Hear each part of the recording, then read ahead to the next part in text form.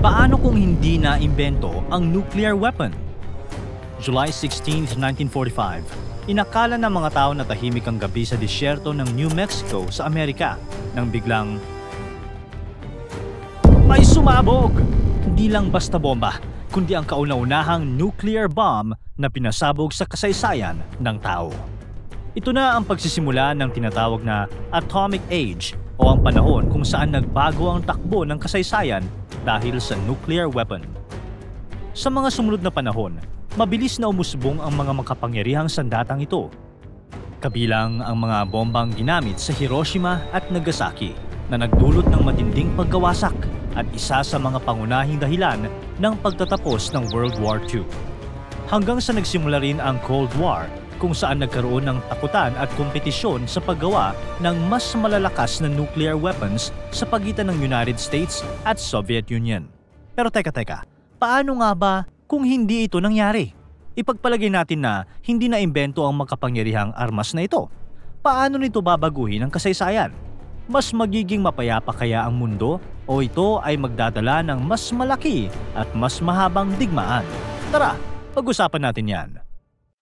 Noong panahon, naglalaban ng mga bansa dahil gusto nilang ipalaganap ang kani-kanilang paniniwala.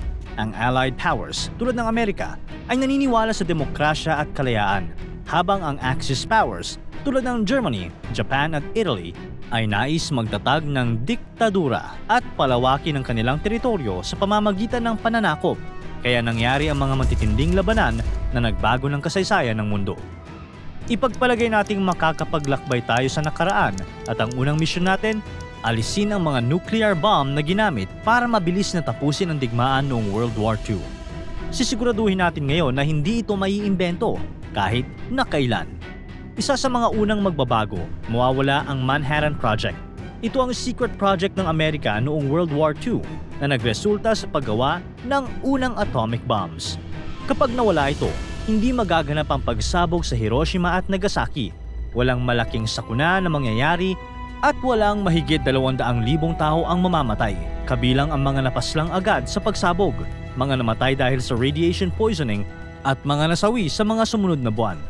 Noon kasi, sumuko ang Japan matapos bombahin ng Amerika gamit ang atomic bombs at salakay ng Soviet Union ang kanilang teritoryo sa Manchuria. Ang atomic bombs ay nagdulot ng matinding pagkawasak at nagpakita ng kakayahan ng Amerika na tuluyang puksain ang Japan kung magpapatuloy pa rin ang digmaan. Kasabay nito, nang sumali ang Soviet Union sa digmaan laban sa Japan, lalo pang lumiit ang tsansa ng Japan na makipagkasundo para sa mapayapang pagsuko dahil sabay-sabay ang pag-atake ng Amerika at Soviet Union. Kung wala ang makapangyarihang bomba noon, itutuloy ng Amerika ang plano nilang malawakang pagsalakay sa Japan.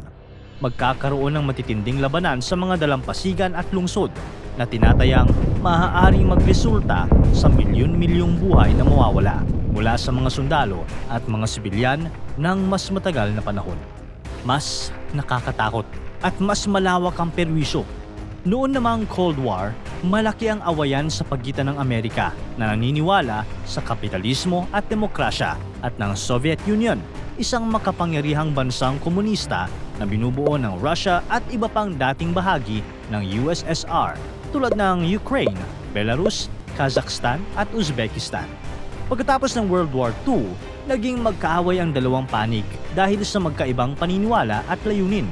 Ang Amerika gustong palaganapin ng demokrasya, habang ang Soviet Union ay nais magtayo ng mga communistic. Pero hindi sila naglaban ng direkta dahil takot sila sa Mutually Assured Destruction o MAD. Ibig sabihin, kung gumamit sila ng nuclear bombs, pareho silang mawawasak. Kaya nauwi ang labanan sa takutan, kompetisyon at paghihintay sa giyera na hindi nangyari. Pero kung walang nuclear weapons noon, malamang ay iba ang naging takbo ng Cold War, isang mas nakakatakot na maaaring mangyari. Imbes na maghintay lang, baka nagtuloy na ito sa totoong giyera. Ang digmaan na puro sundalo ang maghaharap. Walang mabilisang pagwasak tulad ng nuclear bombs, pero mas matagal, mas magulo at mas maraming buhay ang mawawala. Ang Soviet Union na may napakalaking hukbo ay sasalakay na sa Western Europe, sinisimulan sa mga bansang malapit sa kanilang teritoryo tulad ng Germany, Magkakaroon ng matinding labanan sa mga lungsod, kabundukan at open fields gamit ang tangke, artillery at infantry. Ang Amerika at NATO o North Atlantic Treaty Organization, isang alyansa ng mga bansa sa Europe at North America na nagtutulungan para sa seguridad at depensa, ay gagamit ng kanilang air superiority at advanced military technology para pigilan ang pagsalakay ng Soviet forces. Dahil wala silang kinatataputang bomba, mas magiging agresibo ang bawat panig. Ang Soviet Union ay magtutulak ng komunismo sa mga nasasakop nilang lugar, habang ang Amerika ay gagamit ng lahat ng resources para protektahan ng demokrasya. Maaaring umabot ang digmaan sa ibang bahagi ng mundo, sa Asia, Africa o Middle East, dahil ang parehong panig ay maghahanap ng allies at strategic positions. Bukod pa rito, hindi rin magiging mabilis ang space race dahil wala ng kompetisyon sa paggawa ng malalakas na bomba. Sa halip, mas tutok ang mga bansa sa pagpapalakas ng kanilang mga sundalo at armas sa lupa. Ang tradisyonal na digmaan na ito ay hindi lang magdudulot ng pinsala sa mga sundalo, kundi pati na rin sa mga sibilyan. Ang mga lungsod ay maaaring bombahin gamit ang conventional weapons, magdudulot ng pagkasira ng infrastructure at kakulangan sa pagkain. Ang ekonomiya ng maraming bansa ay babagsak dahil sa sobrang gastusin para sa digmaan. Walang kasiguraduhan kung sino ang mananalo. Ang digmaan ay maaaring tumagal ng dekada at ang mundo ay mas lalong maghihirap dahil sa walang katapusang labanan. Walang instant ending tulad ng ginawa ng nuclear weapons. Ito ay magiging isang mabagal at madugong proseso na mag-iiwan ng mas malaki at mas malalim na sugat sa kasaysayan. Kaya sa mga susunod na panahon, aasahan ng mundong walang nuclear weapons na unti-unting magbabago ang balanse ng kapangyarihan sa buong mundo.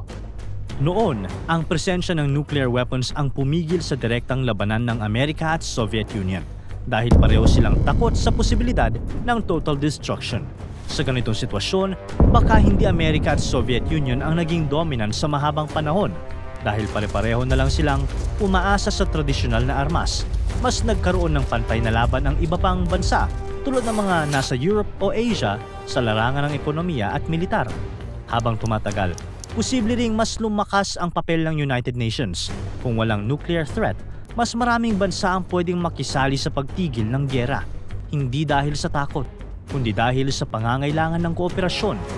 Imbes kasi na paligsahan ng armas, baka mas naging bukas sa mga bansa sa diplomasya at sama-samang pagresolba sa mga awayan. Sobrang nakakatakot ang nuclear weapon.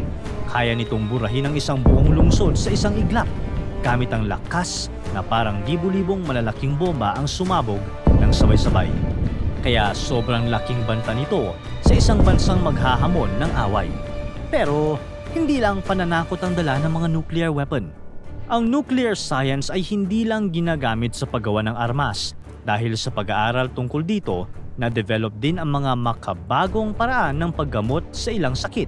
Halimbawa, ginagamit ang radiation therapy para gamutin ang ilang uri ng cancer. Kung wala ito, baka mas matagal ang paghihirap ng mga pasyente at mas kaunti ang available na treatment. Bukod dito, ang nuclear power ay isa ring malinis na source ng kuryente. Kung hindi ito na-develop, baka hanggang ngayon ay umaasa pa rin tayo sa langis at uling na mas malaki ang ginagawang polusyon. Mas marami sanang usok sa hangin at mas marumi ang kapaligiran. Pero sa kabilang banda, baka rin naging mas maaga ang naging pagtutok sa pagdevelop ng solar, hangin at iba pang environment-friendly na energy sources kung wala ito. O di ba?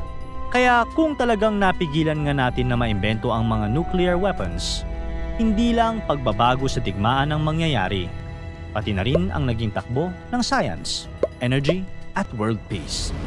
Kung susumahin, marami ring naging advantage ang pagkakaroon ng nuclear weapons.